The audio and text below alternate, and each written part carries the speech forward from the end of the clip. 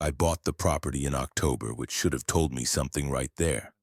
The real estate agent kept saying rustic charm and self-sufficient lifestyle, but what she meant was no cell service, no internet, no neighbors within shouting distance, and a well that needed priming twice a day. The cabin sat on 47 acres in northern Idaho, hemmed in by Douglas fir and lodgepole pine, with a creek running through the eastern boundary that flooded every spring according to the disclosure paperwork. I paid cash. The divorce settlement had been generous in the only way that mattered. Rebecca kept the house in Portland, the car, and the dog, and I got a check large enough to disappear with, which was exactly what I wanted. 6 months of marriage counseling had taught me that some problems couldn't be fixed by talking, and the marketing job had taught me that some careers couldn't be salvaged by working harder. So I took the money, found the listing online during my last week at the apartment, and drove up with everything I owned in a Toyota Tacoma that burned oil. The cabin was 1,800 square feet, give or take, with a wood stove, a propane stove, a generator in a shed out back, and a root cellar that smelled like rust and old potatoes. The previous owner had been a man named Kenneth Farrow, 71, who'd lived there for 33 years before his daughter moved him to a care facility in Coeur d'Alene. The agent said he'd been sharp until the very end, just couldn't manage the wood hauling anymore. She didn't mention the binder. I found it on the kitchen counter my first night there, after I'd unloaded the truck and gotten the generator running. It was a black 3-ring binder, the kind you'd use for a small business, with a handwritten label on the spine that said, Property Operations. Inside were roughly 60 pages of typed and handwritten notes, lists, diagrams, and what I can only describe as a maintenance schedule that made no sense for an off-grid cabin. The first page was a letter. To the new owner. You're going to think some of this is crazy. I thought so too at first. But I lived here 33 years without serious trouble, and the only reason I'm leaving is my hip and my daughter's nagging. If you follow what's written here, you'll be fine. If you don't, you won't be here long enough to regret it. Pay attention to the times, pay attention to the counts, pay attention to what the woods do, not what they look like. Don't trust your instincts. Trust the procedures. Kenneth Farrow. The next page was titled Core Operational Rules. It was numbered 1 through 13. I read it standing in the kitchen with a can of chili heating on the propane stove. The overhead light, a bare bulb powered by the generator, flickered twice while I read, which I assumed was a voltage thing. Outside, the wind moved through the trees with a sound like radio static. Here's what the list said. 1. Check all door locks at 8 p.m., midnight, and 4 a.m. every night. Check in that order. Front door, back door, root cellar door, shed door, bathroom window latch. Count the checks aloud. If you lose count, start over. 2.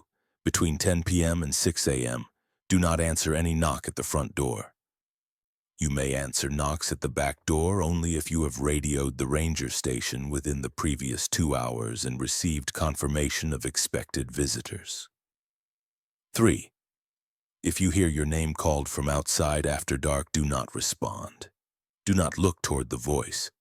Continue whatever task you are doing. If the voice repeats your name 3 times, go to the root cellar and remain there for 1 hour by your watch. Bring a flashlight and a fully charged radio. 4. The bathroom mirror must be covered with the provided cloth between 11 p.m. and 5 a.m. Do not remove the cloth during this window for any reason. 5. At exactly 2:17 a.m., check the north-facing kitchen window. If the porch light is on, turn it off. If it is off, leave it off. Do not check this window at any other time between midnight and 6 a.m. 6. The generator must be refueled only between 6 a.m. and 8 a.m., or between 4 p.m. and 6 p.m. Refuel it outside the shed, not inside. If you run out of fuel outside these windows, do not refuel until the next window opens. Use the wood stove and battery lamps. 7. Do not go past the tree line on the western property boundary after sunset. The tree line is marked with orange surveyor's tape at 30-yard intervals. If you are past the tree line when the sun sets, return immediately by the most direct route. Do not look back. 8. If you see smoke rising from the woods without an identifiable source during daylight, note the direction and distance. Do not investigate. Mark it in the log. 9. Animals moving directly toward the cabin in a straight line should be ignored. Do not make noise. Do not shine lights at them. Do not open doors or windows to observe them. Wait until they leave the clearing. 10. Every Sunday at noon, inventory your food and fuel supplies. Write the counts in the log. Compare them to the previous week. If any count is higher than the previous week without you having restocked, dispose of the surplus items in the burn barrel immediately. 11. The root cellar door must remain closed and latched except during entry and exit. If you find it open, do not enter. Close it from the outside, latch it, and wait 24 hours before opening it again. 12. Use the handheld radio to check in with the ranger station every morning at 7 a.m. and every evening at 7 p.m. Use only Channel 6. Identify yourself by your last name and the property designation, Faro Point. If they do not respond after 3 attempts, note the silence in the log and try again at the next scheduled check. 13. Keep this binder in the kitchen at all times. Read it once per week. If you make changes or additions, date them and initial them. Do not remove pages. I put the chili aside and read the list a second time, then a third. Some of it made sense in a vaguely paranoid, libertarian, off-grid way. Locking doors, checking fuel, staying away from the woods at night, those were reasonable precautions in a place with black bears and cougars and no nearby hospital. The inventory rules seemed eccentric but harmless, maybe something to catch spoilage or rodent contamination. But the rest of it felt like a joke or a test or something written by someone in the early stages of dementia. Don't answer your name. Cover the mirror. Check a window at exactly 2:17 in the morning. Ignore animals walking in straight lines. I closed the binder. I ate the chili. I locked the front door and the back door and left the rest unchecked because I was tired and didn't feel like playing along with Kenneth Farrow's elaborate prank on whoever bought his property.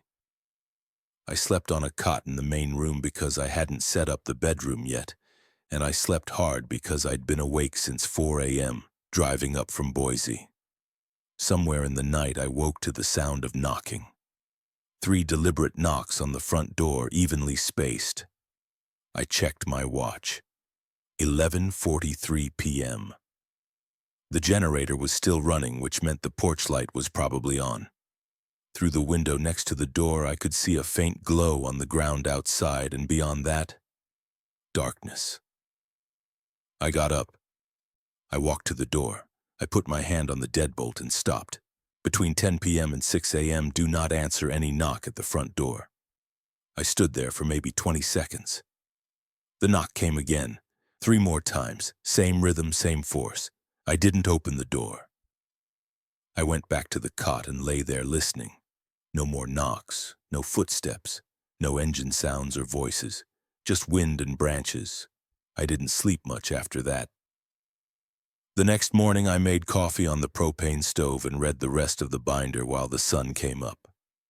There were pages of notes about the generator, the well pump, the septic system. There were diagrams of the property boundaries with distances marked in yards. There were weather records going back 7 years, tracking snowfall, rainfall, high winds, and something Farrow called pressure events which weren't defined. There was a page titled Contacts. Ranger Station, Channel 6 on the handheld radio, 7 a.m. and 7 p.m. daily. They will confirm receipt with Faro Point acknowledged. If they use any other phrasing, end the transmission and try again in 1 hour. Supply run, Hayden, Idaho, 41 miles, stock up every 2 weeks minimum. Do not go into town outside daylight hours. Do not accept rides.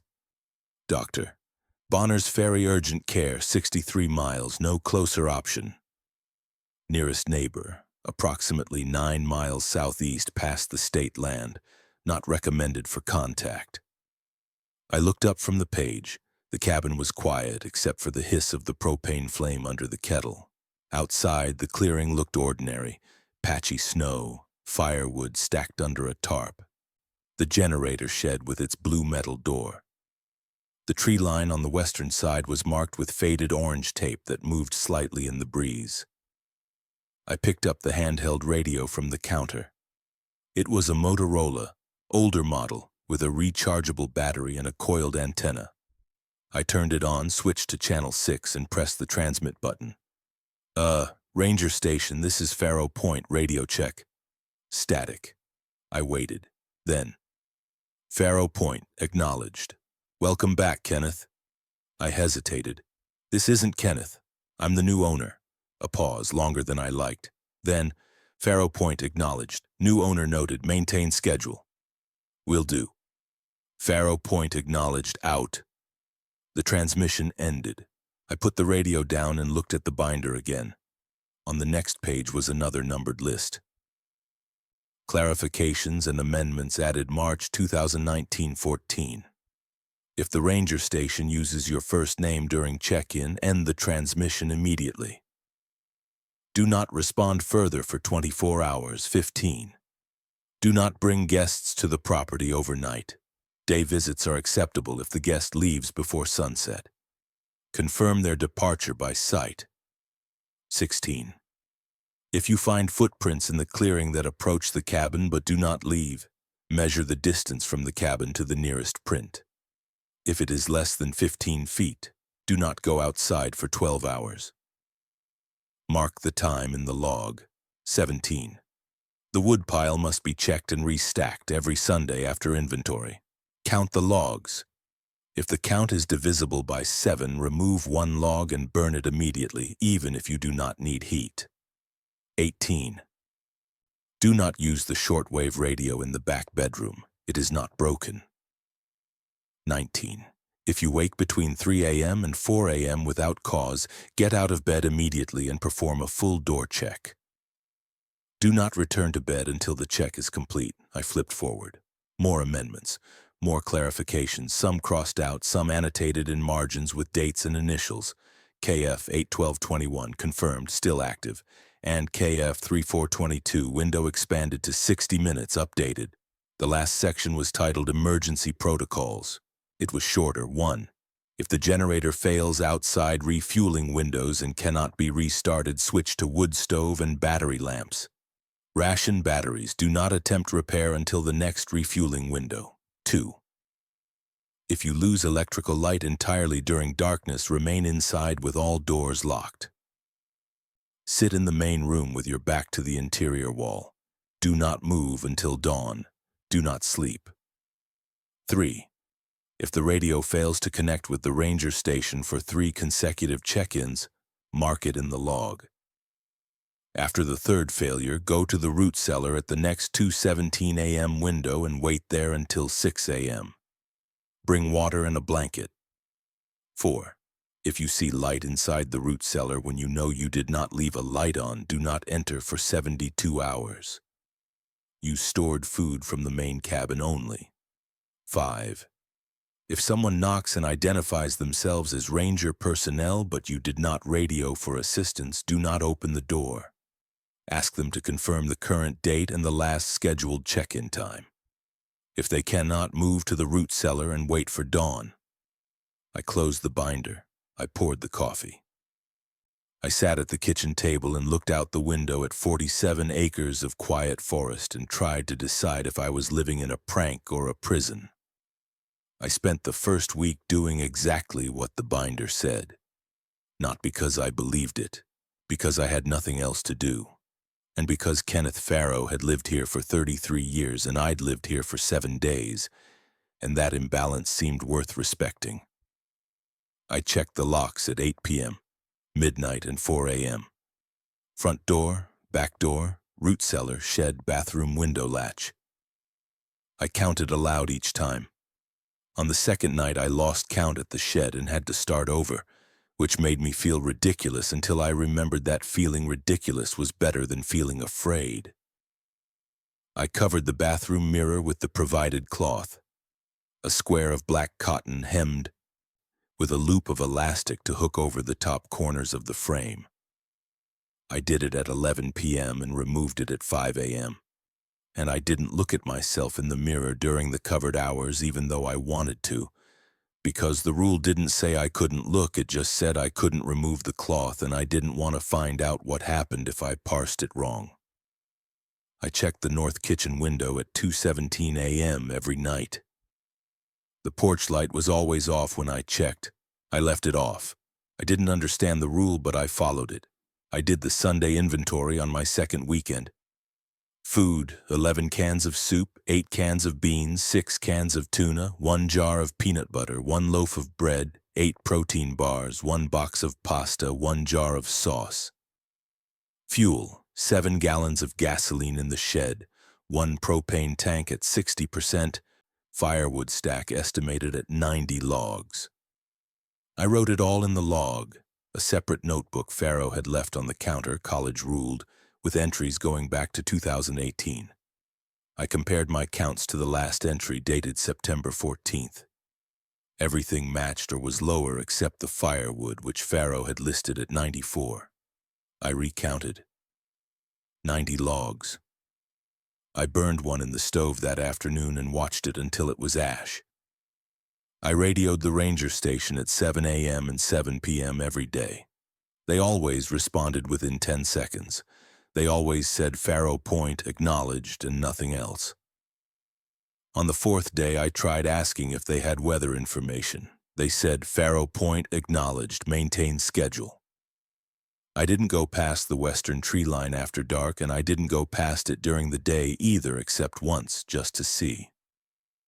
It took me about 40 seconds to walk from the edge of the clearing to the orange tape. Beyond the tape, the forest looked the same. Douglas fir, lodgepole pine, undergrowth of huckleberry and ferns, rocky soil. I walked another 30 yards in and stopped. The trees were denser here. The light was thinner. I could still see the clearing behind me, but it looked smaller than it should have. I turned around and walked back. I didn't look behind me until I was past the tape. When I did, the forest was just a forest. That was Monday. On Wednesday, I saw the smoke. It was early afternoon, clear sky, no wind.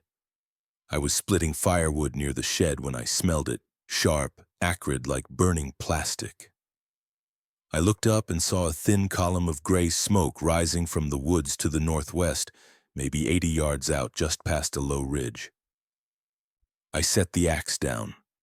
I watched the smoke. It rose straight up, no curl, no drift, even though I could feel a slight breeze on my face. I walked toward it. I made it about 20 yards before I stopped. The smoke wasn't getting closer. It was rising from the same spot, the same angle, like it was painted onto the air. I couldn't see a source. No flames, no glow, no dark patch on the ground. Just smoke. I went back to the cabin. I opened the binder. I wrote in the log, November 9th, 1:20 p.m. Smoke observed northwest, approximately 80 yards. No source visible. Did not investigate. I went back to splitting wood. The smoke was gone by the time I looked again. That night I woke at 3:37 a.m. without knowing why. No sound, no dream, no physical discomfort.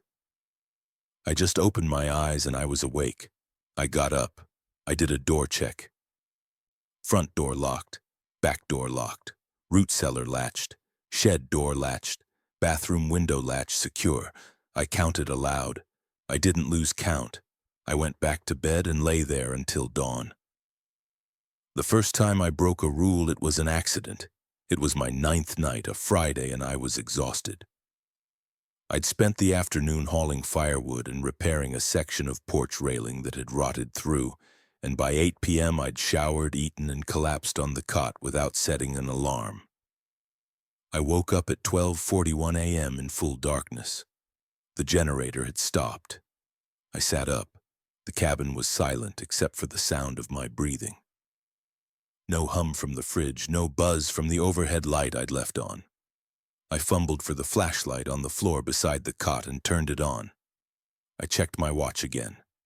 12:42. I'd missed the midnight door check.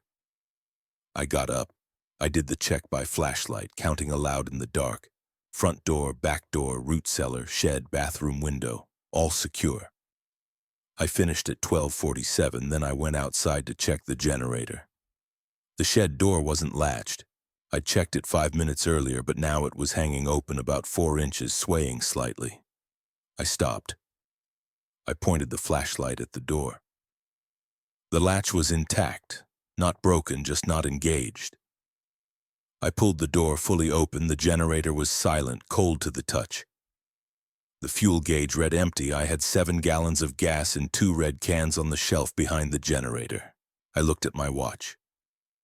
12:51 a.m. The refueling window was 6 a.m. to 8 a.m. or 4 p.m. to 6 p.m. I stood there for maybe 30 seconds doing the math.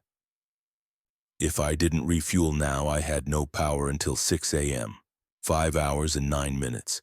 That meant no fridge, no lights, no way to heat water, no radio charging. But the rule was clear. I closed the shed door. I latched it.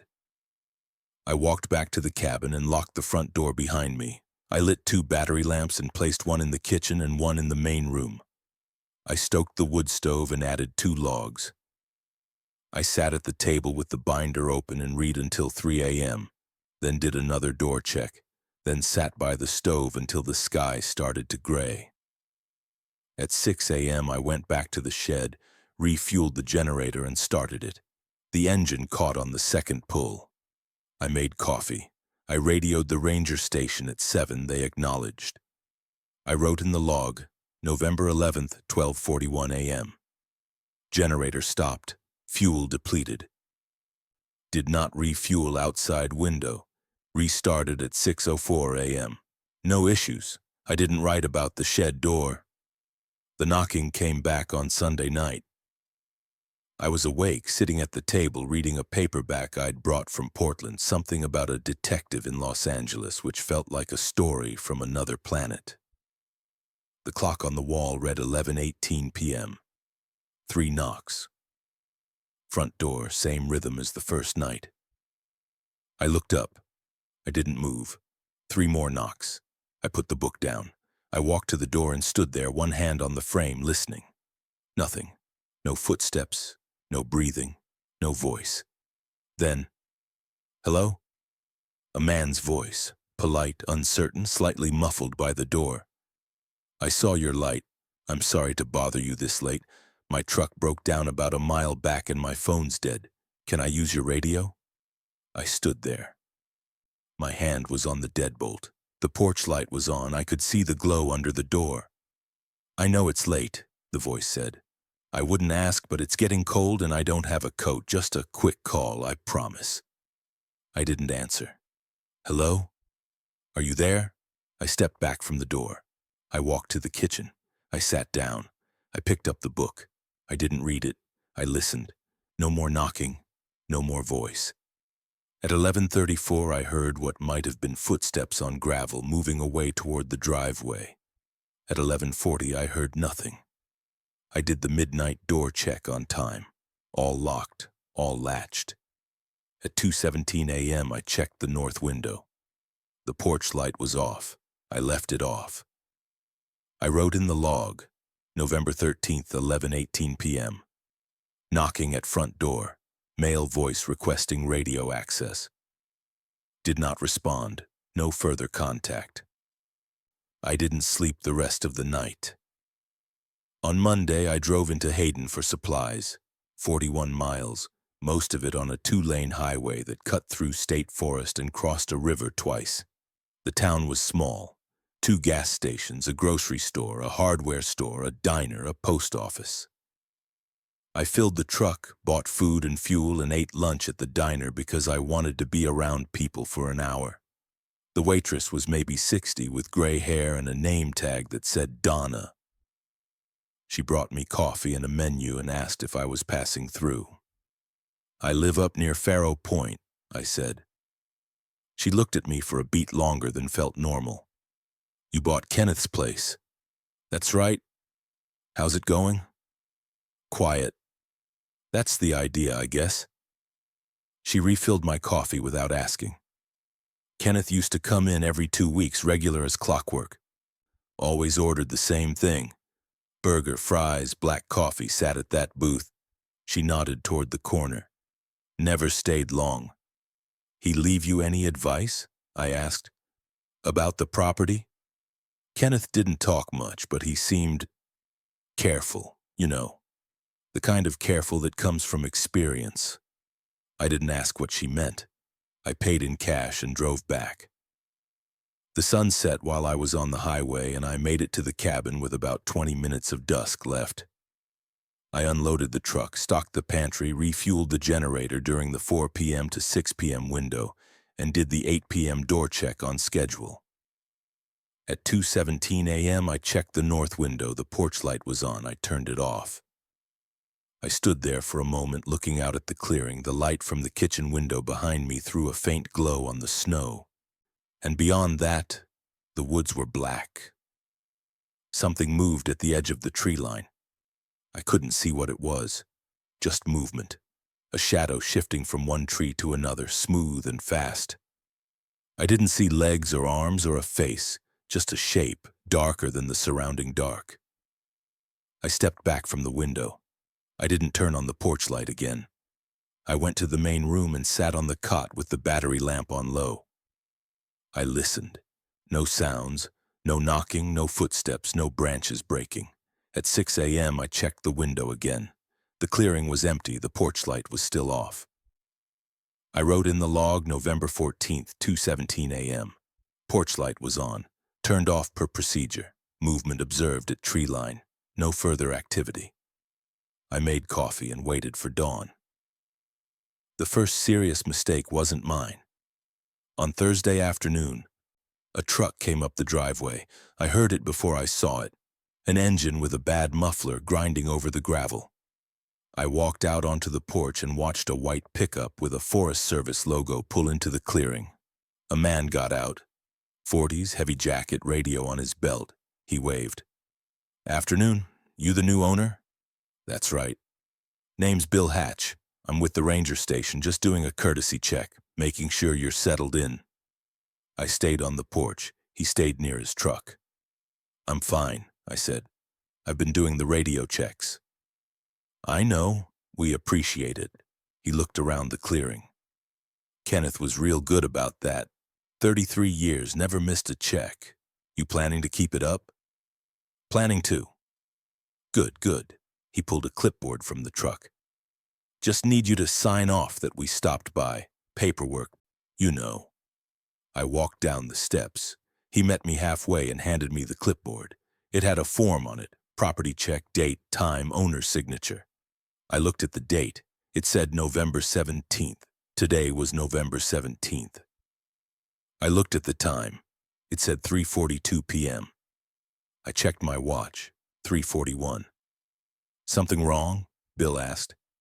I signed the form. I handed the clipboard back. You doing okay out here? He asked. I know it's an adjustment. It's fine.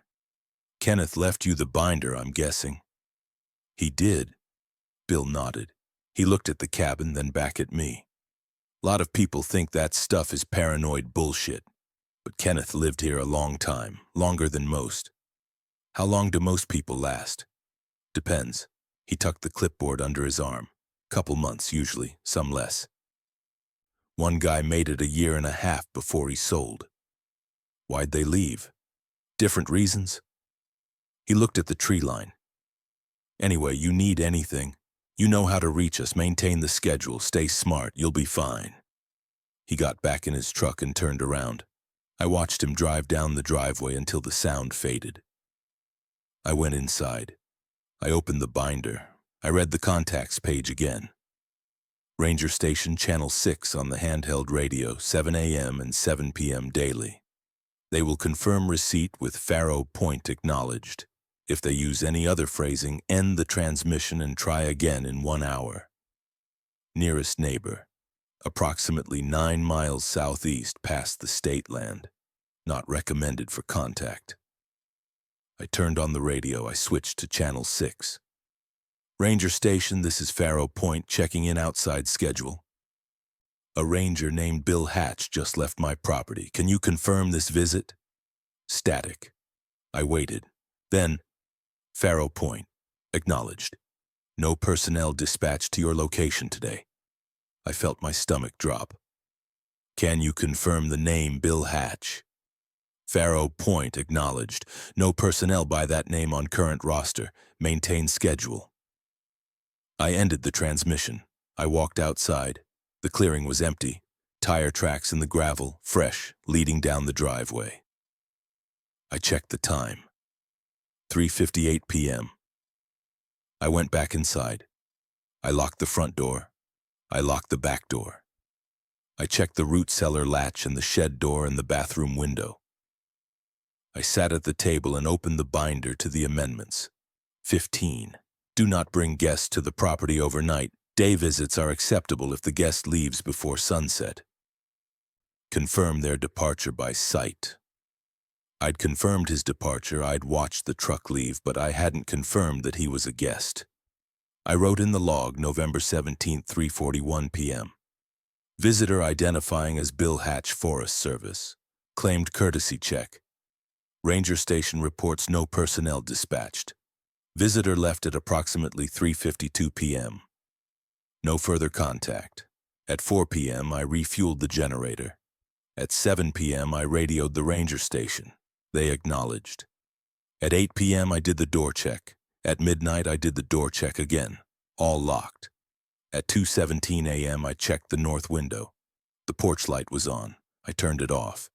At 4 a.m. I did the final door check. All locked. At 6 a.m. I made coffee and sat by the window and watched the woods until full daylight. Nothing moved. The second week, the rules started to make sense. Not in a rational way, in a rhythm way. The checks and counts and times became muscle memory, and the anxiety that came with them smoothed out into routine. I stopped questioning why I had to check the north window at 2:17 a.m. I just did it. I stopped wondering why animals walking in straight lines were dangerous. I just watched for them, and I started seeing them. On Friday evening, just after sunset, I was at the kitchen window washing dishes when I saw a deer step out of the woods on the western side. It walked across the clearing toward the cabin in a perfectly straight line, head level, no pauses, no deviation. I stepped away from the window. I turned off the overhead light. I stood in the dark and watched. The deer stopped about 30 feet from the porch. It stood there, motionless, facing the front door. Its eyes reflected the porch light, two small green points in the dusk. I didn't move. I didn't make noise. I counted seconds in my head. The deer stood there for 7 minutes. Then it turned 90 degrees to the right and walked back toward the woods in another straight line parallel to its approach. It disappeared into the trees. I turned the kitchen light back on. I wrote in the log, November 18th, 5:47 p.m. Deer approached cabin in straight line, stopped approximately 30 feet from porch, departed after 7 minutes. No interaction. On Sunday, I did the inventory. Food counts were down across the board, normal consumption. Fuel was stable. Firewood was at 87 logs. I recounted, 87. The previous count was 90, minus the one I'd burned. That should have left 89. I counted a third time, 87. I checked the rule. If the count is divisible by 7, remove one log and burn it immediately. 87 divided by 7 was 12, remainder 3. Not divisible. I wrote the count in the log. I restacked the pile and went inside. At 2:17 a.m. Monday, I checked the north window. The porch light was on. I turned it off. At 2:18 a.m., something knocked on the back door. I froze. The knock was different from the front door knocks. Lighter, faster, 4 beats instead of 3. I looked at the binder. Rule 2. Between 10 p.m. and 6 a.m., do not answer any knock at the front door. You may answer knocks at the back door only if you have radioed the ranger station within the previous 2 hours and received confirmation of expected visitors. I hadn't radioed the station since 7 p.m., 8 hours ago. The knock came again. Same rhythm, same force. I didn't answer. I stood in the kitchen and listened. A voice came through the door, muffled but clear. "It's Kenneth. I left something in the cellar. Can you let me in?" I didn't move. "I know it's late. Won't take a minute. Just need to grab it and I'll be gone." I walked to the table. I sat down. I picked up the binder and opened it to a random page just to have something to look at that wasn't the door. The voice spoke again. "I can hear you in there. Come on, don't be rude." I didn't answer. Silence. Then footsteps, slow, circling around the cabin toward the front. I heard them pass the kitchen window, cross the porch, stop at the front door. 3 knocks. Same rhythm as before. "Let me in." The voice was different now, still Kenneth's voice, but flatter, less inflection. "You have something that belongs to me." I sat at the table until the footsteps moved away. I sat there until 3 a.m., then did the door check. All locked, all latched. I wrote in the log, November 21st, 2:18 a.m., knocking at back door. Voice identifying as Kenneth Farrow. Did not respond. Voice moved to front door at approximately 2:24 a.m.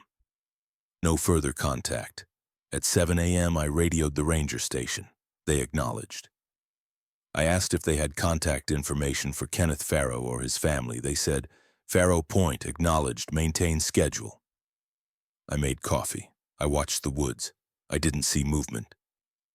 On Wednesday, I woke at 3:31 a.m. without cause. No sound, no dream, no discomfort. Just awake. I got out of bed. I did a full door check, front door, back door, root cellar, shed, bathroom window, all secure. I counted aloud. I didn't lose count. I went back to the cot and lay there until 4 a.m., then got up and checked again. All secure. At 7 a.m., I radioed the station. They acknowledged. At 7:43 a.m., while I was eating breakfast, I heard an engine. I went to the window. A truck was coming up the drive, continue 5:44 p.m. E-way. Different from Bill Hatch's truck. Older, dark blue, no logo. It stopped in the clearing and a woman got out. 50s, insulated coat, wool hat. She waved. I opened the front door and stood on the porch. "Morning," she called. "I'm Susan Farrow, Kenneth's daughter." I came down the steps. She met me halfway. "I wanted to check in," she said. "Make sure the property's treating you okay. My dad was particular about things. He left detailed notes." "I bet he did." She smiled, tired. "Look, I know some of that stuff seems crazy. He got more paranoid toward the end. But he loved this place. 33 years, never wanted to leave." "Why'd he leave?" "His hip. He couldn't manage the wood hauling, the maintenance, and I couldn't keep driving up here every week to help." She looked at the cabin. "He didn't want to go. I had to push hard." "Did he ever explain the rules?" She frowned. "What rules?" "The binder. The operational procedures." "Oh, that." She shook her head. "He started writing that maybe 10 years ago. I thought it was just his way of staying sharp, keeping his mind busy. I didn't realize he'd leave it for the next owner." "Have you read it?" "Some of it. Enough to know it's eccentric." She looked at me. "Are you following it?" "Most of it. You don't have to. I mean, if it makes you feel better, go ahead. But it's not like there's anything out here that's going to hurt you if you don't check the locks at exactly midnight." I didn't say anything. She shifted her weight. "Anyway, I just wanted to make sure you weren't having second thoughts. The sale is final, but if you're unhappy, I might know someone who'd be interested in buying it off you." "I'm fine." "Okay. Good." She pulled a business card from her pocket and handed it to me. "That's my cell. If you need anything or if you just want to talk, give me a call. I looked at the card. Susan Farrow, with a 208 area code. One more thing, she said. If you see my dad around here, don't engage with him, just call me. He's not supposed to leave the facility, no, but sometimes he gets confused and thinks he still lives here. Has he been back? Not that I know of, but I want to be safe. She smiled again. Take care of yourself. She got back in her truck and drove away. I watched until she was gone, then went inside. I turned on the radio. I switched to Channel 6. Ranger Station, this is Farrow Point. Susan Farrow, Kenneth Farrow's daughter, just visited the property. Can you confirm her identity? Static. Then, Farrow Point acknowledged. Susan Farrow confirmed. Maintain schedule. I exhaled. I put the business card on the counter and made more coffee. At 2:17 a.m. Thursday, I checked the north window. The porch light was off. I left it off. At 4 a.m., I did the door check. All locked. At dawn, I went outside to split firewood. The morning was clear and cold, the sky pale blue, the sun just clearing the ridge to the east. The woodpile had 93 logs. I stopped. I set the axe down. I counted again. 93. On Sunday it had been 87. I hadn't added any wood since then. I looked at the rule. Every Sunday at noon, inventory your food and fuel supplies. Write the counts in the log. Compare them to the previous week. If any count is higher than the previous week without you having restocked, dispose of the surplus items in the burn barrel immediately. Today was Thursday, not Sunday. The rule specified Sunday inventory, but the rule also said, if any count is higher than the previous week without you having restocked, dispose of the surplus items. I counted the logs a third time. 93. I pulled 6 logs from the pile, the difference between 87 and 93, and carried them to the burn barrel near the shed. I stacked them inside and doused them with a cup of gasoline from the fuel can. I lit a match and dropped it in. The wood caught. I watched it burn until there was nothing left but ash and charred bark. I went back to the pile and counted. 87 logs. I wrote in the log, November 24th, 6:23 a.m. Firewood count increased from 87 to 93 without restocking. 6 surplus logs disposed of per procedure. I didn't split any new wood that day.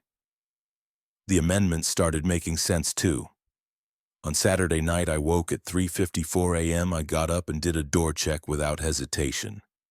At some point in the third week, 3 a.m., wakefulness stopped feeling like a disruption and started feeling like part of the job. On Sunday, I did the full inventory. Food was stable, fuel was stable, firewood was at 87 logs. I restacked the pile and counted carefully. 87 divisible by, I did the math twice, not divisible by 7. I wrote the counts in the log. At 7 p.m. I radioed the station. They acknowledged. At 2:17 a.m. Monday, I checked the north window. The porch light was on. I turned it off. I stepped back from the window and saw headlights on the driveway. I went to the front door and looked out. A car was pulling into the clearing. A sedan, dark color, no logo. It stopped near the porch and the engine cut off. A man got out. He was tall, thin, wearing a jacket and jeans. He looked up at the porch and waved. Hey, sorry to bother you. I'm a little lost. Is this still Farrow Point Road? I didn't open the door. I looked at my watch. 2:19 a.m. Hello? He walked closer to the porch. I saw your light. I've been driving around for an hour and my GPS isn't working. Can you just point me toward the highway? I didn't answer. He stopped at the bottom of the steps. Come on, man. It's freezing out here. Just open the door for a second. I stepped back from the door. I know you're in there. His voice was still polite, still calm. I can see your shadow. Don't be weird about this. I walked to the kitchen. I sat down. I opened the binder and read a random page just to have something to focus on. The man's voice carried through the door. Fine. Be an asshole, I'll find it myself. I heard footsteps on the porch, then silence. At 2:37 a.m., I heard an engine start. I went to the window and watched the car back out and drive down the driveway, headlights bouncing on the gravel. I did the 4 a.m. door check, all locked, all latched. I wrote in the log, November 28th, 2:19 a.m. Visitor in sedan claiming to be lost. Male, approximate age 30 to 40, did not respond. Visitor left at approximately 2:37 a.m. At 7 a.m., I radioed the station. They acknowledged. I asked if any vehicles had been reported on Faro Point Road overnight. They said, Faro Point, acknowledged. Maintain schedule. December started with snow. It came down steadily for 3 days, soft and windless, piling up in the clearing and on the porch and along the driveway. I shoveled twice a day to keep the paths clear. The generator ran without issues. The wood stove kept the cabin warm. I did the checks, the counts, the radio calls. The routine was seamless now. On Thursday evening, I was reading by the stove when I heard scratching at the back door. Not knocking, scratching. Light, rhythmic, like fingernails on wood. I got up. I walked to the door and listened. The scratching continued, then stopped, then started again. I didn't open the door. I checked my watch. 8:34 p.m. The scratching stopped. I heard a low sound like breathing very close to the door. Then nothing. I did the door check at midnight. The back door was locked, the latch secure. No marks on the outside, no scratches in the paint. At 2:17 a.m., I checked the north window. The porch light was off. I left it off. At 4 a.m., I did the final door check, all locked. At dawn, I opened the back door and looked outside. Fresh snow covered the ground, smooth and unbroken except for my own boot prints from shoveling the day before. No tracks, no marks. I wrote in the log December 1st, 8:34 p.m. Scratching at back door. No visual contact. No tracks observed at dawn. On Sunday, I did the inventory. Food was lower, normal consumption. Fuel was stable. Firewood was at 91 logs. I counted twice. 91. Last week it had been 87. I hadn't restocked. I pulled 4 logs from the pile and carried them to the burn barrel. I burned them and watched until they were ash. I went back and counted. 87 logs. I wrote in the log December 4th, 12:14 p.m. Firewood count increased from 87 to 91 without restocking. 4 surplus logs disposed of per procedure.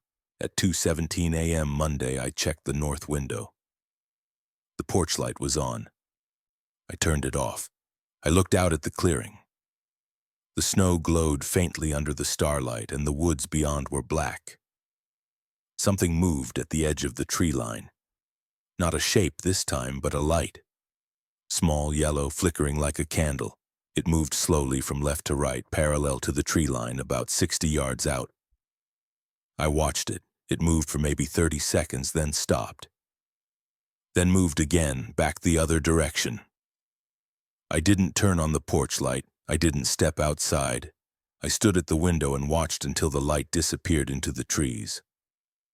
I wrote in the log, December 5th, 2:18 a.m.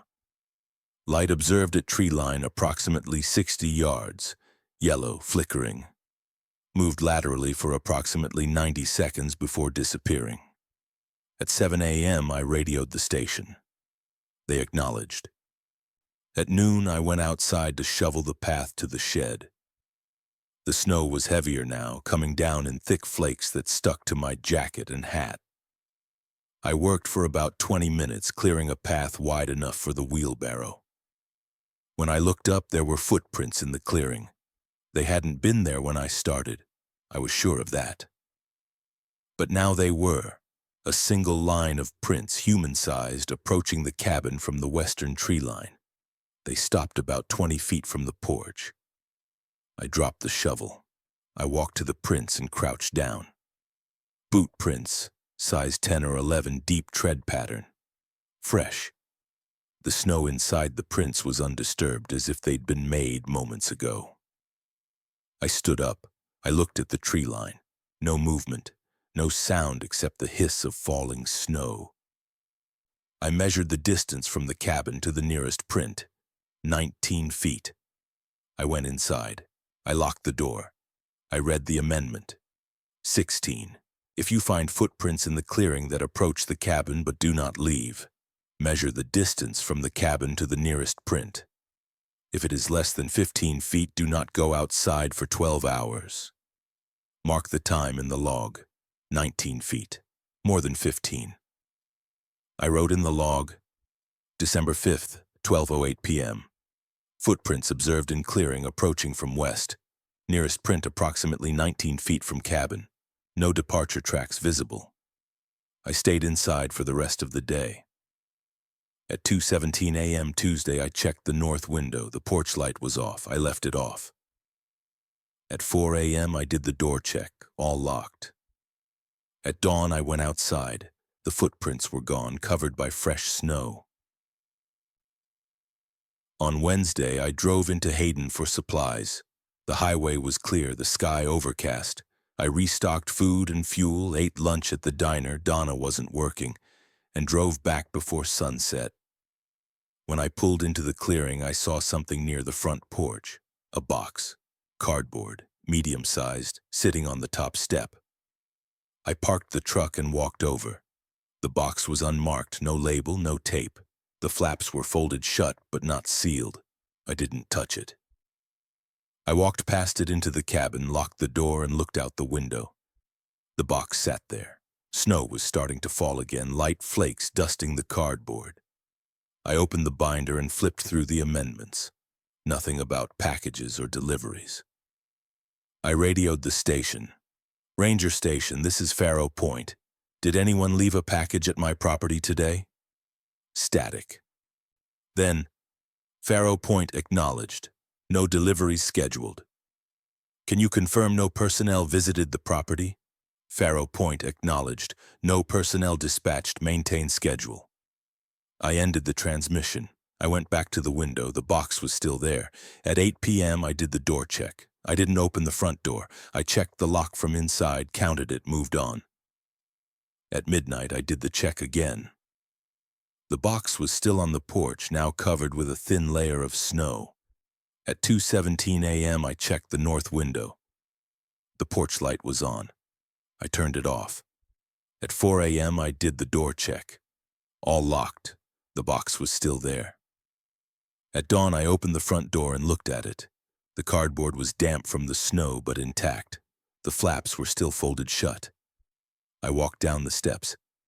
I crouched next to the box. I didn't open it. I carried it to the burn barrel and placed it inside. I doused it with gasoline and lit it. The box burned slowly, the cardboard blackening and curling. I stood there until it was ash. I wrote in the log, December 7th, 4:47 p.m. Unmarked box found on front porch. No deliveries scheduled. Disposed of per caution. The waking at 3 a.m. became more frequent. Thursday, Friday, Saturday, 3 nights in a row, I woke without cause between 3:07 and 3:42 a.m. Each time I got up, did a full door check and wrote the time in the log. On Sunday, I did the inventory. Food was stable. Fuel was down to 4 gallons. I'd need to restock soon. Firewood was at 98 logs. I counted twice. 98. Last week it had been 87. I'd burned 4 logs during the week for heat, which should have left 83. Instead it was 98, 15 extra logs. I pulled 15 logs from the pile and carried them to the burn barrel. I burned them in 3 batches, 5 logs at a time, and watched each batch until there was nothing left. I went back and counted, 83 logs. I wrote in the log, December 11th, 12:22 p.m. Firewood count increased from 83 to 98 without restocking. 15 surplus logs disposed of per procedure. At 2:17 a.m., Monday, I checked the north window. The porch light was off. I left it off. I looked out at the clearing. The moon was nearly full and the snow reflected enough light to see clearly. The woods were black silhouettes against the gray-white ground. A figure stood at the edge of the tree line. I saw it for maybe 3 seconds before it stepped back into the trees. Human-shaped, tall, no visible features. It didn't move like a person. It shifted sideways, smooth and fast, like a shadow detaching from a wall. I didn't turn on the porch light. I stepped back from the window. I wrote in the log, December 12th, 2:18 a.m. Figure observed at tree line, approximately 70 yards, human-shaped, retreated into woods after approximately 3 seconds. At 7 a.m. I radioed the station. They acknowledged. On Tuesday night I heard my name. I was lying on the cot, not asleep but close, when I heard it. A man's voice outside calling from somewhere near the front of the cabin. David. My name, clear and calm. I sat up. I didn't respond. David, I need to talk to you. The voice was familiar. It took me a moment to place it, then I did. My ex-wife's brother, Tom. I hadn't spoken to him in 8 months. Not since the divorce. David, come outside, it's important. I stayed on the cot. I didn't move.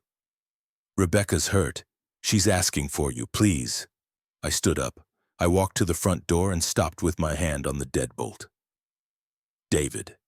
The voice was patient, insistent. Just open the door, 5 minutes, that's all I need. I read the rule in my head. If you hear your name called from outside after dark, do not respond. Do not look toward the voice. Continue whatever task you are doing. If the voice repeats your name 3 times, go to the root cellar and remain there for 1 hour by your watch. Bring a flashlight and a fully charged radio. David. That was 3 times. I grabbed the flashlight from the table, checked the radio battery, fully charged, and walked to the back door. I unlocked it, stepped outside, and relatched it behind me. I crossed the clearing to the root cellar, pulled the door open, and went down the steps. The cellar was small, maybe 8 feet by 10 feet, with wooden shelves along 2 walls and a dirt floor. It smelled like earth and mildew. I closed the door behind me and latched it from the inside. I turned on the flashlight and sat on the bottom step. I checked my watch. 11:18 p.m. I would stay until 12:18 a.m. The cellar was silent except for my breathing. I listened for sounds from outside, footsteps, voices, knocking. Nothing. At 11:43 p.m., I heard something directly above me. Footsteps. Slow, deliberate, crossing the ceiling of the cellar. They moved from one side to the other, paused, then returned. I looked up. The ceiling was old wood planks reinforced with beams. Dirt and dust sifted down between the gaps. The footsteps stopped directly over my head. I didn't move. I held the flashlight steady and counted seconds. The footsteps resumed, moving back toward the cabin. I heard them fade. At 12:18 a.m., I opened the cellar door and looked out. The clearing was empty. The cabin lights were on. I'd left them on when I came outside. No movement, no sounds. I walked back to the cabin, unlocked the back door, and went inside. I locked it behind me. I checked the front door. Locked. I checked the bathroom window. Latched. I wrote in the log, December 13th, 11:16 p.m. Voice calling my name from outside. Male voice, familiar cadence. Name repeated 3 times, proceeded to root cellar per procedure. Remained until 12:18 a.m. Footsteps heard above cellar at approximately 11:43 p.m. No visual contact. At 2:17 a.m., I checked the north window. The porch light was on. I turned it off. At 4 a.m., I did the door check. All locked. At dawn, I went outside and looked at the ground above the root cellar. Fresh snow, undisturbed. No tracks. On Thursday, I woke at 3:22 a.m. I did the door check. All secure. At 7 a.m., I radioed the station. They acknowledged. At 10 a.m., I heard an engine. I went to the window and saw a white SUV coming up the driveway. It stopped in the clearing and a woman got out, late 20s, heavy coat carrying a clipboard. I opened the front door and stood on the porch. "Hi," she called. "I'm with the county health department. We're doing well water testing in this area. Can I take a sample from your well?" I stayed on the porch. "Do you have ID?" She pulled a laminated card from her pocket and held it up. I couldn't read it from this distance. "Can you bring it closer?" She walked toward the porch. I came down the steps and met her halfway. The ID looked legitimate. County seal, photo, name, Jennifer Kress. "I'll need to access your well," she said. "It'll take about 10 minutes. When did the county schedule this?" "Last week. We sent notices to all properties in the area." "I didn't get a notice." She frowned. "That's strange. But you're on the list." She showed me the clipboard. My address was there, handwritten, along with 4 or 5 others. "The well's around back," I said. "I'll show you." I led her around the cabin to the well pump. She set down a small case and pulled out a testing kit, vials, gloves, a pH meter. She worked quickly, filling 3 vials with water from the tap and labeling them. "How long have you lived here?" she asked. "About 5 weeks. Settling in okay?" "It's quiet. That's the idea, I guess." She capped the last vial and packed up the kit. "You should get the results in about 2 weeks. If there's anything concerning, we'll send a follow-up notice." "Thanks." She walked back to her SUV. I watched her drive away, then went inside. I turned on the radio. I switched to Channel 6. "Ranger Station, this is Faro Point. A county health worker just visited to test my well water. Can you confirm this is legitimate?" Static. Then, "Faro Point acknowledged. No county personnel reported in area. Maintain schedule." I felt the floor drop out. I went to the kitchen sink. I turned on the tap. The water ran clear. No odd smell, no discoloration. I filled a glass and held it up to the light. Normal. I poured it out. I wrote in the log, December 15th, 10:08 a.m. Visitor identifying as Jennifer Kress, County Health Department. Claimed well water testing. Ranger Station reports no county personnel in area. Visitor accessed well, pump, and collected samples. Departed at approximately 10:23 a.m. I didn't drink the tap water for the rest of the day. I used bottled water from my supply. At 4 p.m. I refueled the generator and made a note to restock water on my next supply run. At 2:17 a.m. Friday, I checked the north window. The porch light was on. I turned it off. I looked out at the clearing. A line of tracks crossed the snow from the western tree line to the cabin, stopping about 12 feet from the porch. I measured the distance with my eyes, definitely less than 15 feet. I stepped back from the window. I checked my watch. 2:18 a.m. I couldn't go outside for 12 hours. That meant I was locked in until 2:18 p.m.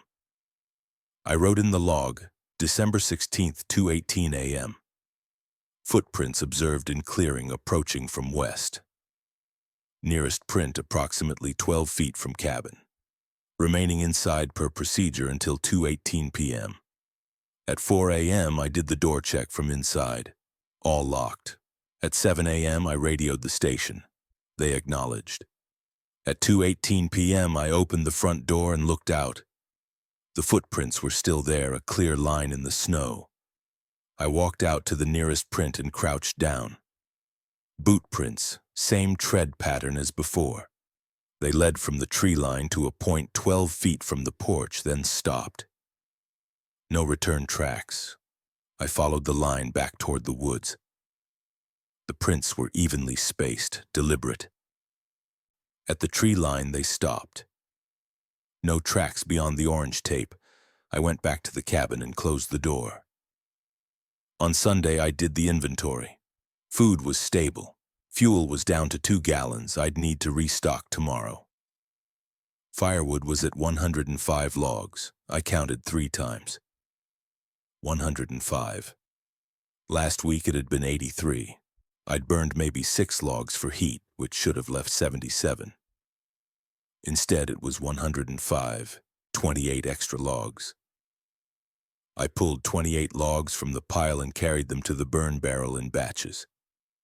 It took me 40 minutes to burn them all. I stood there and watched until every log was ash. I went back and counted. 77 logs. I wrote in the log. December 18th, 12:41 p.m. Firewood count increased from 77 to 105 without restocking. 28 surplus logs disposed of per procedure. At 2:17 a.m. Monday, I checked the north window. The porch light was off. I left it off. A figure stood on the porch. It was facing the door less than 5 feet away, separated from me only by the glass and the door itself.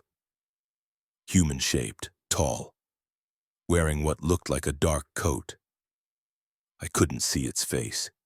The angle was wrong, or the light was wrong, or there was no face to see. I stepped back from the window. I didn't turn on the porch light. I didn't make noise. The figure stood there for maybe 10 seconds, then it turned and walked off the porch. I heard footsteps on the wood, then on gravel, then nothing. I went to the front door and checked the lock. Secure. I checked the deadbolt. Engaged. I wrote in the log, December 19th, 2:17 a.m. Figure observed on front porch while checking north window. Human-shaped, dark coat. Departed on foot at approximately 2:18 a.m. No attempt to enter. At 4 a.m. I did the door check. All locked. At 7 a.m. I radioed the station. They acknowledged. At 9 a.m. I drove into Hayden. I restocked food, fuel, and water. I bought extra batteries and an additional propane tank. I ate lunch at the diner. Donna was working. She asked how I was doing. Fine, I said. She refilled my coffee. You look tired. Not sleeping great. Kenneth used to look like that too toward the end. She leaned against the counter. You sure you're okay out there? I'm sure. She nodded, but she didn't look convinced. I drove back and unloaded the truck before sunset. I refueled the generator during the 4 p.m. to 6 p.m. window. I did the 8 p.m. door check. At 2:17 a.m. Tuesday, I checked the north window. The porch light was on. I turned it off. The clearing was full of footprints. Not a single line this time. Dozens of lines crisscrossing the snow from every direction, converging on the cabin. Some stopped close to the porch. Some circled the cabin. Some led to the shed, the root cellar, the woodpile. None of them led away. I stepped back from the window. I checked every lock, every latch. All secure. I wrote in the log, December 20th, 2:17 a.m. Multiple sets of footprints observed in clearing, converging on cabin from all directions. No departure tracks visible. All entrances secure. At 4 a.m. I did the door check. All locked. At 7 a.m. I radioed the station. They acknowledged. At dawn, I opened the front door. The footprints were gone. The generator failed on Wednesday night. It was 11:34 p.m. I was reading at the table when the lights flickered twice and went out. The generator's hum cut off mid-note. I turned on the flashlight and checked my watch. 11:35 p.m. The refueling window was 6 a.m. to 8 a.m., 6 hours and 25 minutes away. I lit 2 battery lamps and placed them in the main room and kitchen. I stoked the wood stove and added 3 logs. I did the midnight door check by flashlight, all locked. At 2:17 a.m. I checked the north window with the flashlight. I couldn't tell if the porch light was on. It wouldn't be without generator power. I made a note in the log, unable to verify porch light status due to power failure. At 4 a.m. I did the door check, all locked. At 6:04 a.m., just after dawn, I went outside to the shed. The generator was cold. The fuel gauge read empty. I'd somehow miscalculated the consumption. I refueled it with the last 2 gallons from the stockpile. I primed it and pulled the starter cord. It caught on the 3rd pull. I went back inside. The lights were on. The fridge was humming. Everything normal. I wrote in the log, December 21st, 11:35 p.m. Generator failed due to fuel depletion, operated on battery lamps and wood stove until 6:04 a.m. Generator restarted successfully. At 7 a.m. I radioed the station. They acknowledged. At noon I went outside to split firewood. I wanted to rebuild the supply after all the surplus burns. I worked for about an hour splitting rounds and stacking them under the tarp. When I finished, I counted the pile, 83 logs. I stopped. I counted again, 83. That was the same count as before I'd added the new splits. I'd just added at least 20 logs. The count should have been over 100. I looked at the fresh splits I'd stacked. They were there, physically present, but the count hadn't changed. I went inside and sat at the table. I opened the binder and read the inventory rule again. Every Sunday at noon, inventory your food and fuel supplies. Write the counts in the log. Compare them to the previous week. If any count is higher than the previous week without you having restocked, dispose of the surplus items in the burn barrel immediately. Today was Wednesday, not Sunday. The rule specified Sunday inventory. I closed the binder. I didn't write anything in the log. At 2:17 a.m. Thursday, I checked the north window. The porch light was off. I left it off. At 4 a.m., I did the door check, all locked. At dawn, I went outside. The wood pile had 83 logs. On Friday, I woke at 3:11 a.m. I did the door check, all secure. At 7 a.m., I radioed the station. They acknowledged. At 10 a.m., I heard knocking at the back door. 4 quick knocks, a pause, then 4 more. I went to the door and listened. No voice, just knocking. 4 more knocks. I didn't answer. I checked my watch. 10:03 a.m. daylight. The rule about not answering knocks applied between 10 p.m. and 6 a.m., but I didn't trust it. I stayed at the table. The knocking continued rhythmic and patient for about 5 minutes. Then it stopped. At noon, I looked out the back window. No tracks in the snow, no sign of anyone. I wrote in the log, December 23rd, 10:03 a.m., knocking at back door during daylight hours. Did not answer. No visual contact. Knocking ceased at approximately 10:08 a.m. At 2:17 a.m. Saturday, I checked the north window. The porch light was on. I turned it off. Something tapped on the glass. I jerked back. The window was dark. I couldn't see anything on the other side. But I'd heard it clearly, 3 taps, deliberate like knuckles on glass. I didn't turn on the porch light. I stepped away from the window and went to the main room. At 4 a.m., I did the door check. All locked. I checked the north window latch. Secure. I wrote in the log, December 24th, 2:17 a.m., tapping on north window glass immediately after turning off porch light. No visual contact. Window latch secure. At 7 a.m., I radioed the station. They acknowledged. At dawn, I went outside and looked at the north window from the outside. No marks on the glass. No tracks in the snow below it. Christmas Day. I did the inventory at noon. Food was stable. Fuel was at 4 gallons. I'd restocked earlier in the week. Firewood was at 83 logs. I counted twice. 83. Same as it had been for days despite the splits I'd added. 83 divided by 7 was 11, remainder 6. Not divisible. I wrote the counts in the log. At 2:17 a.m. Monday, I checked the north window. The porch light was off. I left it off. A face looked back at me through the glass. It was maybe 6 inches from the window, level with my eyes. Human-shaped, but wrong. The proportions were off.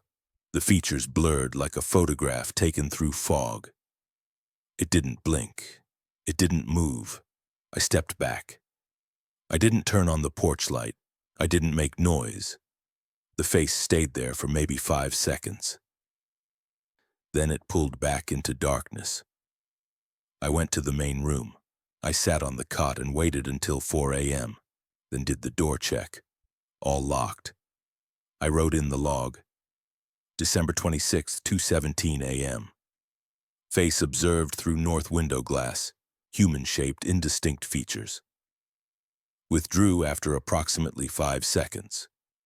At 7 a.m. I radioed the station. They acknowledged. At dawn I went outside. No tracks below the north window, no marks on the glass. On Tuesday I found the root cellar door open. I was doing the morning rounds, checking the generator, the woodpile, the shed, when I saw it.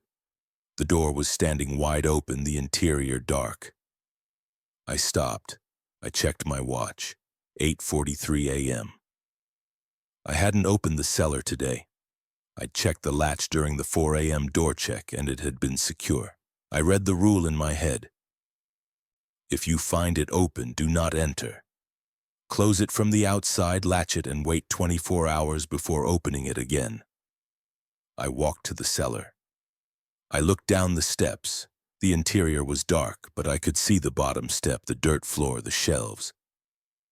Something moved in the back corner. I couldn't see what it was. Just movement, a shift in the darkness. I grabbed the door and pulled it shut. I latched it. I walked back to the cabin. I wrote in the log, December 27, 8:43 a.m. Root cellar door found open, did not enter, closed and latched from outside. Movement observed inside cellar. Will wait 24 hours per procedure. At 2:17 a.m. Wednesday, I checked the north window. The porch light was on. I turned it off. The clearing was empty. No tracks, no figures, no movement. At 8:43 a.m. Wednesday, 24 hours after I'd found it open, I went to the root cellar and unlatched the door. I opened it slowly and shined the flashlight inside. The cellar looked normal. Shelves, dirt floor, no sign of disturbance. I went down the steps and checked the corners. Nothing. I climbed back up and closed the door behind me. On Sunday, I did the inventory. Food was stable. Fuel was down to 2 gallons. I'd restock tomorrow. Firewood was at 119 logs. I counted 3 times. 119. Last week it had been 83. I'd burned maybe 8 logs for heat, which should have left 75. Instead, it was 119, 44 extra logs. I pulled 44 logs from the pile. It took me over an hour to burn them all, working in batches of 6 or 7. I stood at the burn barrel and watched each batch turn to ash. I went back to the woodpile and counted 75 logs. I wrote in the log, December 31st, 12:58 p.m.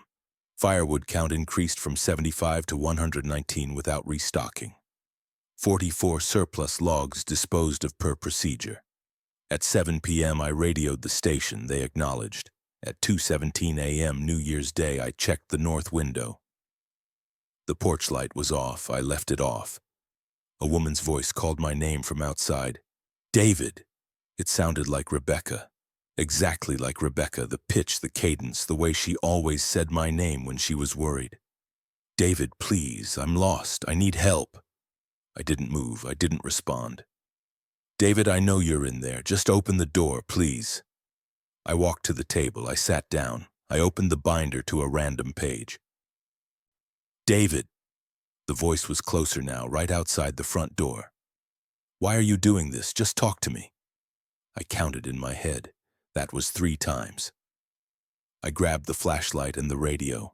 I went to the back door, unlocked it, and stepped outside. I crossed the clearing to the root cellar, pulled the door open, and went inside. I closed the door behind me and latched it from the inside. I sat on the bottom step and checked my watch. 2:23 a.m. I would stay until 3:23 a.m. The cellar was silent. I listened for sounds from outside, footsteps, voices. Nothing. At 2:51 a.m., I heard footsteps above me again, slow, deliberate, crossing the ceiling. They stopped directly over my head. Then something else. A voice, muffled, coming from above. David, I know where you are. It was still Rebecca's voice. Or something that sounded like Rebecca. Come out, we need to talk. The footsteps resumed, moving back toward the cabin. I heard them fade. At 3:23 a.m., I opened the cellar door and looked out. The clearing was empty. I walked back to the cabin, unlocked the back door, and went inside. I did the 4 a.m. door check, all locked. I wrote in the log, January 1st, 2:21 a.m., voice calling my name from outside. Female voice, familiar cadence, name repeated 3 times. Proceeded to root cellar per procedure. Remained until 3:23 a.m. Footsteps and voice heard above cellar. No visual contact. At 7 a.m., I radioed the station. They acknowledged. On Tuesday morning, I drove into Hayden. The highway was clear, the sky gray and low. I restocked food and fuel. I bought more batteries. I ate lunch at the diner. Donna brought me coffee. Happy New Year. Thanks. You still out at Faro Point? Still there? She nodded slowly. Kenneth came in here once, about a year before he left. He looked like hell. I asked him if he was okay, and he said, "I'm fine, I just don't sleep much anymore." That's all he said. Why are you telling me this? Because you look the same way he did. She refilled my coffee. If you need to talk, I'm here. Or if you need to leave, that's okay too. I paid in cash and drove back. When I pulled into the clearing, I saw something on the front porch. Another box. Cardboard, same size as before, sitting on the top step. I parked the truck and walked over. The box was unmarked, flaps folded shut. I didn't touch it. I unloaded the truck, carried the supplies inside, and locked the door. At 4 p.m., I refueled the generator. At 5 p.m., I went outside and carried the box to the burn barrel. I burned it without opening it. I wrote in the log, January 3rd, 4:52 p.m. Unmarked box found on front porch. No deliveries scheduled, disposed of per caution. At 2:17 a.m. Wednesday, I checked the north window. The porch light was on. I turned it off. 3 figures stood in the clearing. They were maybe 40 feet from the porch, arranged in a rough line facing the cabin, human-shaped, dark, motionless. I couldn't see details, no faces, no clothing, just shapes against the snow. I stepped back from the window. I didn't turn on the porch light. I stood there for maybe 30 seconds, then looked again. The figures were still there. I went to the main room and sat on the cot. I didn't go back to the window. At 4 a.m., I did the door check, all locked. I wrote in the log, January 4th, 2:18 a.m. 3 figures observed in clearing approximately 40 feet from cabin. Human-shaped, motionless. Did not approach. No interaction. At dawn, I looked out the front window. The clearing was empty. No tracks, no marks. On Sunday, I did the inventory. Food was stable. Fuel was at 6 gallons. Firewood was at 140 logs. I counted 4 times. 140. Last week, it had been 75. I'd burned maybe 10 logs, which should have left 65. Instead, it was 140. 75 extra logs. I started pulling logs from the pile. It took me nearly 2 hours to burn them all. My arms ached. My back hurt. I stood at the burn barrel until the last log was ash. I went back and counted. 65 logs. 65 divided by 7 was 9, remainder 2, not divisible. I wrote the counts in the log. At 2:17 a.m., Monday, I checked the north window. The porch light was off. I left it off. 5 figures stood in the clearing now, closer than before, maybe 25 feet from the porch. Same arrangement, same stillness. I could see more detail this time. They were tall, uniformly sized, wearing what looked like dark coats. I stepped back. I went to the table and sat down. At 4 a.m., I did the door check. All locked. I wrote in the log, January 9th, 2:17 a.m. 5 figures observed in clearing approximately 25 feet from cabin. Human-shaped dark coats, motionless, no interaction. At dawn, the clearing was empty. On Wednesday, I found footprints on the porch. I opened the front door at 7 a.m. to check the weather, and they were there, boot prints in a line across the porch from the steps to the door. They stopped about 6 inches from the threshold. I measured the distance from the door to the nearest print. 4 inches. I stepped back inside and closed the door. I checked my watch. 7:03 a.m. I couldn't go outside for 12 hours. That meant I was locked in until 7:03 p.m. I wrote in the log, January 11th, 7:03 a.m. Footprints on front porch, approaching door. Nearest print approximately 4 inches from threshold. Remaining inside per procedure until 7:03 p.m. At 7 a.m. I radioed the station. They acknowledged. I spent the day inside. I read. I ate. I stoked the wood stove. I watched the windows. At 7:03 p.m. I opened the front door. The footprints were still there, clear and deep in the snow. I followed them back to the steps. They led down to the ground, then stopped. No tracks beyond the porch. I went inside and locked the door. On Sunday, I did the inventory. Food was stable. Fuel was at 4 gallons. Firewood was at 161 logs. I counted 5 times. 161. Last week it had been 65. I'd burned maybe 12 logs. That should have left 53. Instead, it was 161. 108 extra logs. I couldn't burn that many. It would take me 5 hours or more. I'd miss the evening radio check, maybe the 8 p.m. door check. I pulled 108 logs from the pile. I started burning them. I worked in batches of 10, lighting each batch and waiting for it to burn down before adding the next. At 6:45 p.m., I'd burned 92 logs. 16 remained. I checked my watch. I had to radio the station at 7 p.m. I left the remaining logs in the burn barrel, unlit. I went inside and radioed the station. Ranger Station, this is Faro Point, evening check-in. Static. Then, Faro Point acknowledged. Maintain schedule. I ended the transmission. I went back outside. I finished burning the remaining 16 logs. It took another 40 minutes. I went back and counted the pile. 53 logs. I wrote in the log January 15th, 12:37 p.m. Firewood count increased from 53 to 161 without restocking. 108 surplus logs disposed of per procedure. Disposal extended past evening radio check. At 2:17 a.m. Monday, I checked the north window. The porch light was on. I turned it off. 9 figures stood in the clearing, 15 feet from the porch, arranged in a semicircle, still dark, facing the cabin. I turned away from the window. I sat at the table. I didn't look again. At 4 a.m., I did the door check, all locked. I wrote in the log. January 16th, 2:17 a.m. 9 figures observed in clearing approximately 15 feet from cabin. Semicircular arrangement, motionless, no interaction. At dawn, the clearing was empty. On Tuesday night, the bathroom mirror cracked. I was covering it at 11 p.m., routine procedure, when I heard a sharp crack. I pulled my hand back. A fracture line ran diagonally across the glass, corner to corner. I stepped back.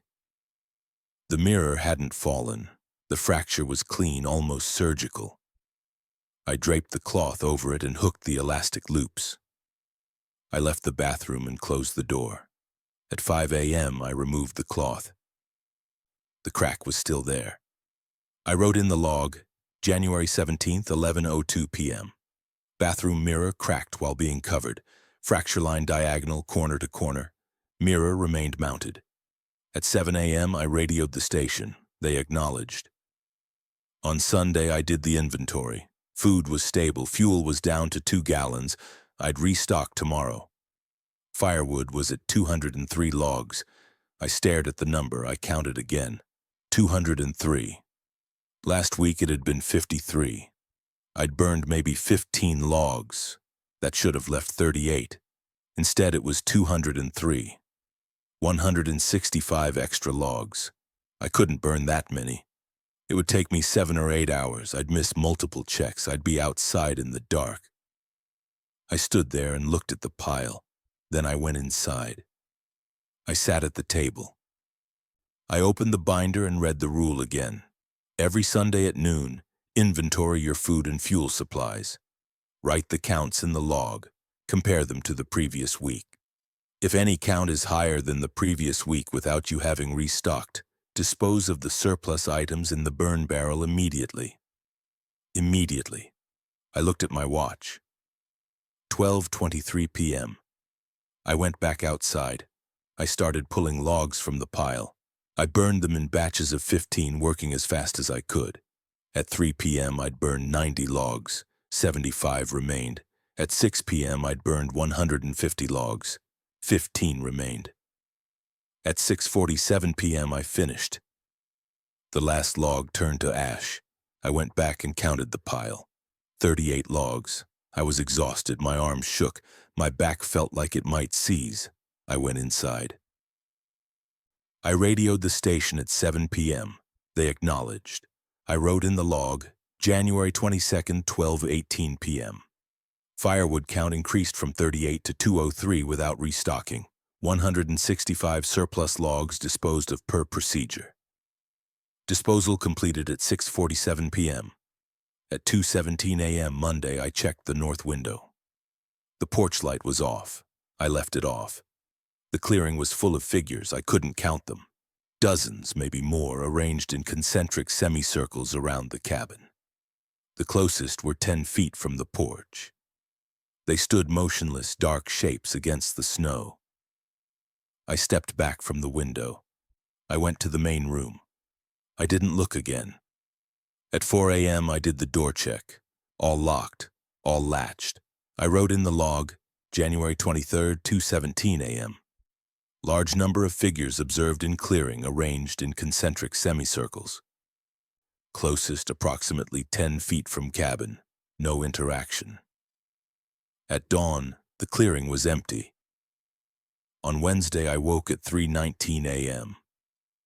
I did the door check. All secure. At 7 a.m. I radioed the station. They acknowledged. At 9 a.m. I heard knocking at the front door. I didn't answer. The knocking continued, rhythmic and patient, for 20 minutes.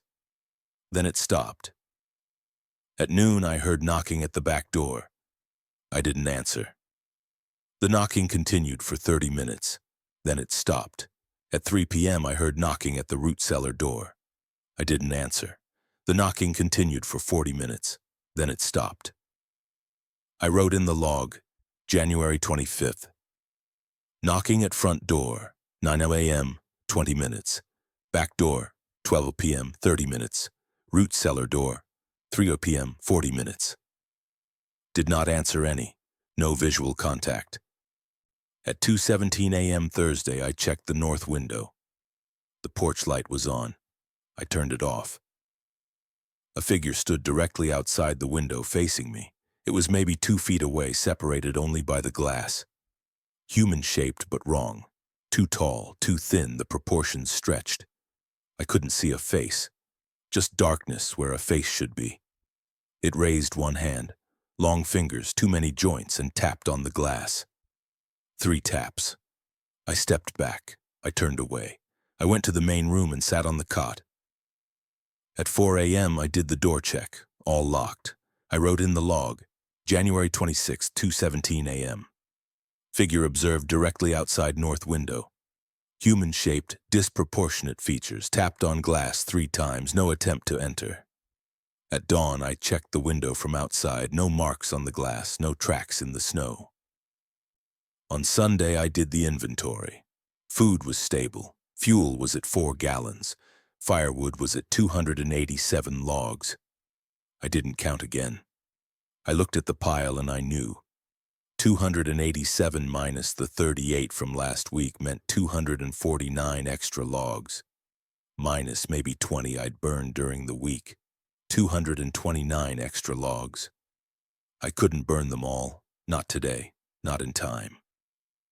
I sat at the table. I opened the binder. I read the rule. Immediately, I went outside. I started pulling logs. I burned them in batches of 20, working without pause. At 6 p.m. I'd burned 160 logs. 69 remained. At 6:58 p.m., I was lighting the last batch when I heard the radio inside. Faro Point, this is Ranger Station, evening check-in. I ran inside. I grabbed the radio. Ranger Station, this is Faro Point, acknowledging. Static.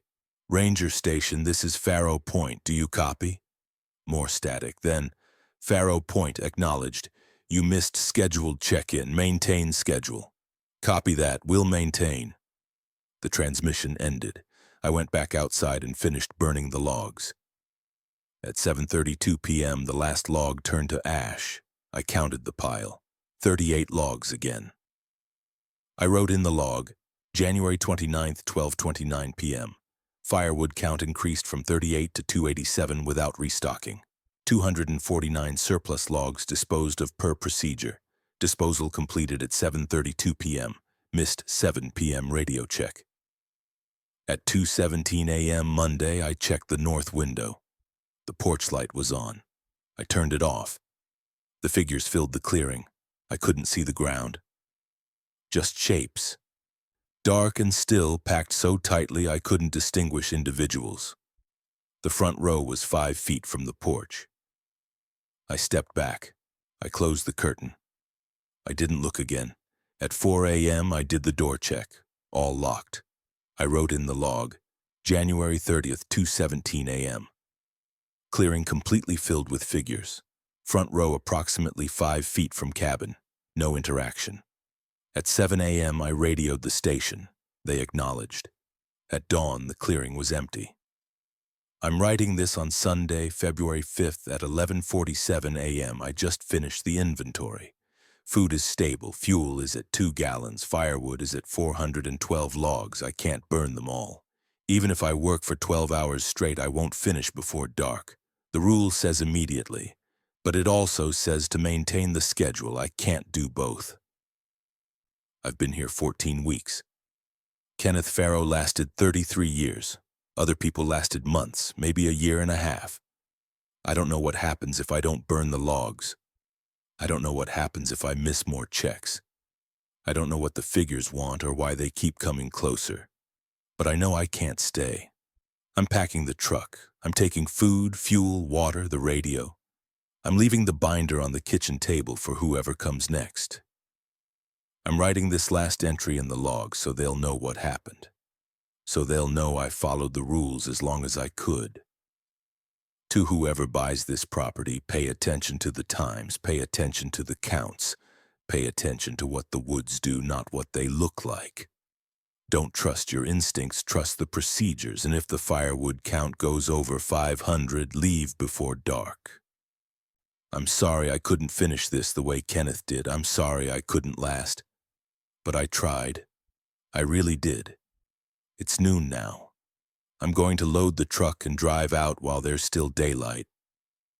I won't look back. If you're reading this, you're braver than I am. Good luck.